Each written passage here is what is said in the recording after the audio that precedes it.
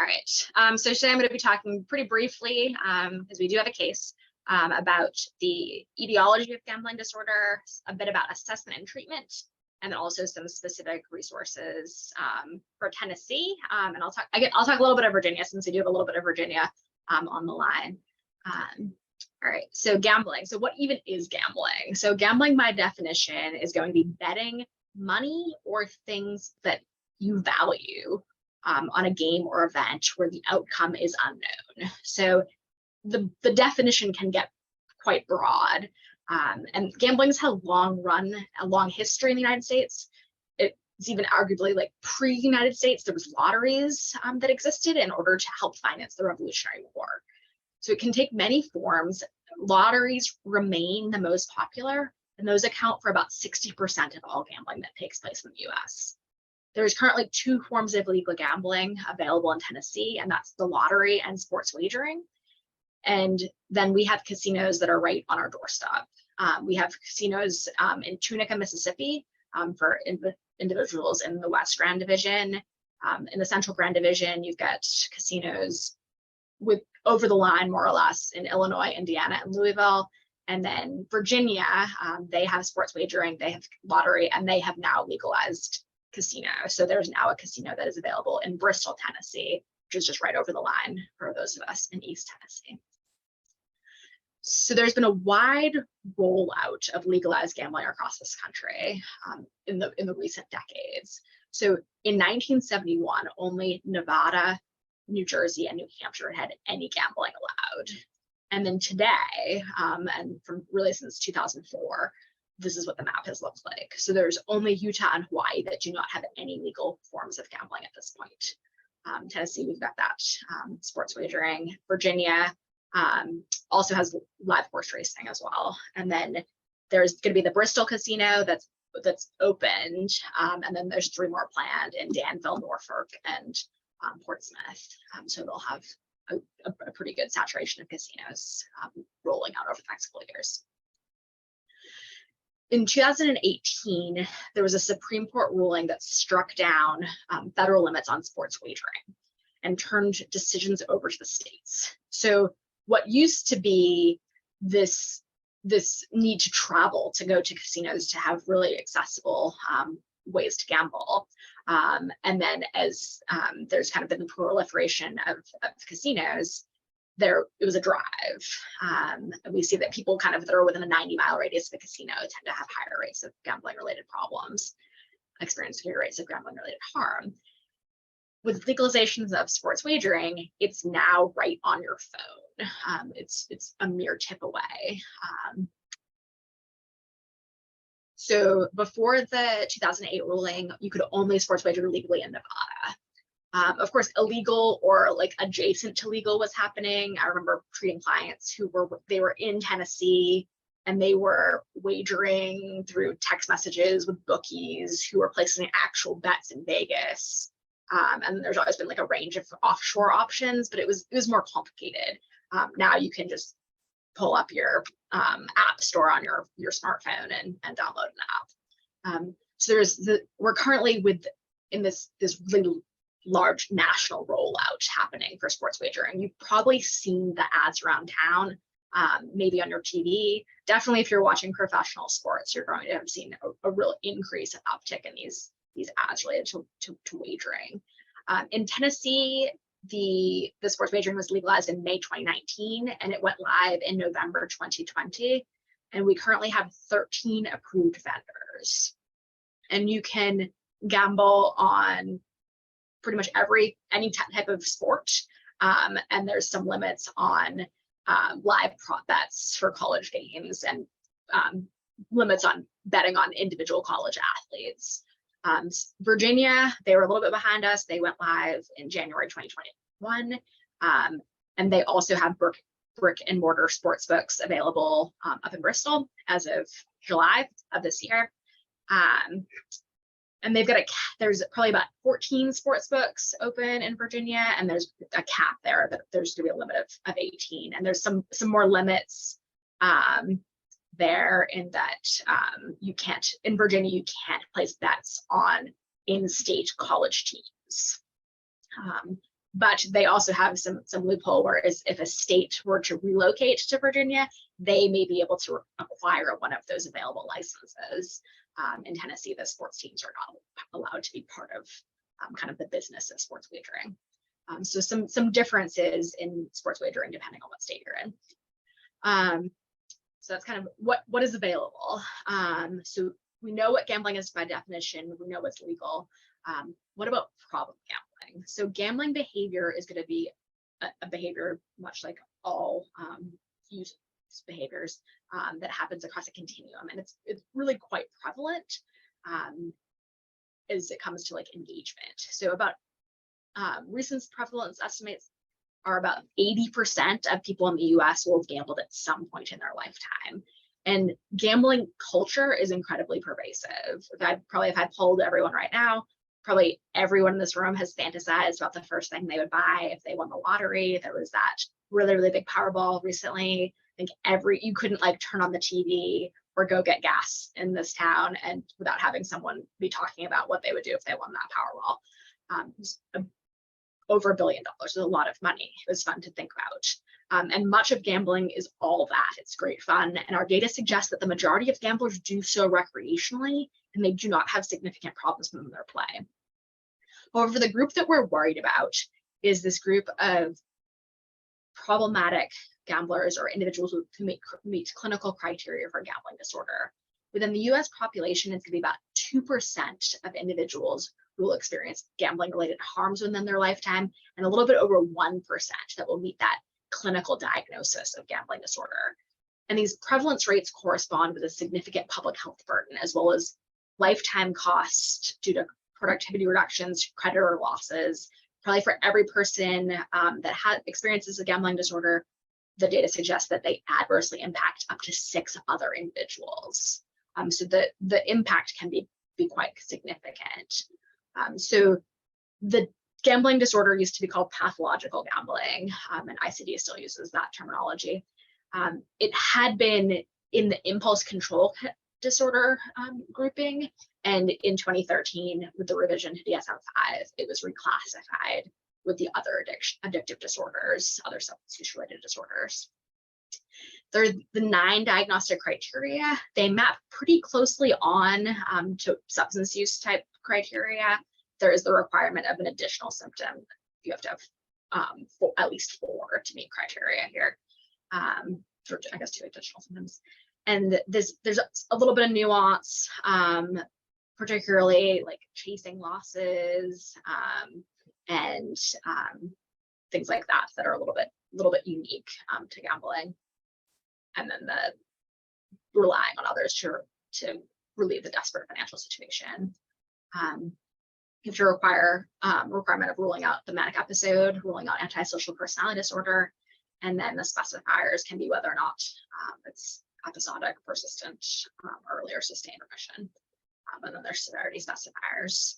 The main kind of groupings of what we're looking at when we see a person with gambling disorder is this idea of, is there tolerance, this kind of need to keep gambling more and more and more to get the same desired effect? Is there symptoms of withdrawal? Like how bad and does this person feel when they can't gamble, when they're not able to do so? And then what harm is it causing in their life? Is it impacting their relationship? Is it impacting their finances? Have they now, never committed an illegal act? Now they're committing illegal acts in order to finance their gambling. When that sort of cascade of problems stacks up, that's usually when we see people entering treatment. So there isn't necessarily a prototypical gambler. There isn't, it isn't like this one specific type of person is who we see most often in our clinic. It really ranges. There's some general risk factors though. So low income, lower educational attainment, youth, sort of men at higher risk. The sports wagering we are seeing more in men, but there's also some studies which will show higher rates of women with related concerns. More women present to treatment often. Comorbid ADHD and impulsivity related concerns, difficulties with emotion regulation, a history of trauma, and then comorbid substance use is also very common. alcohol, stimulants, cannabis. The consequences of gambling can be quite significant. And it's likely this is sort of where we best identify when it's a problem, when gambling has kind of moved from recreational fun, something that's maybe happening a little bit of excess, to something that is actually diagnosable, is when these consequences start stacking up.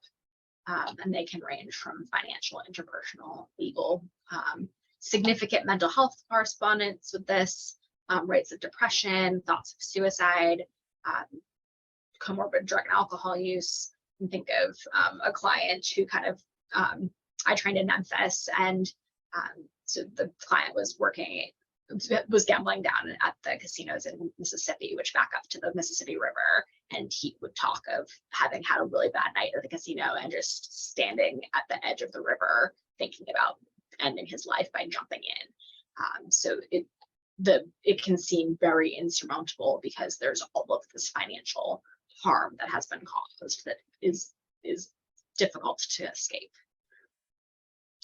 Screening. So how do we screen for this? So that's kind of what it looks like, some of the risk factors.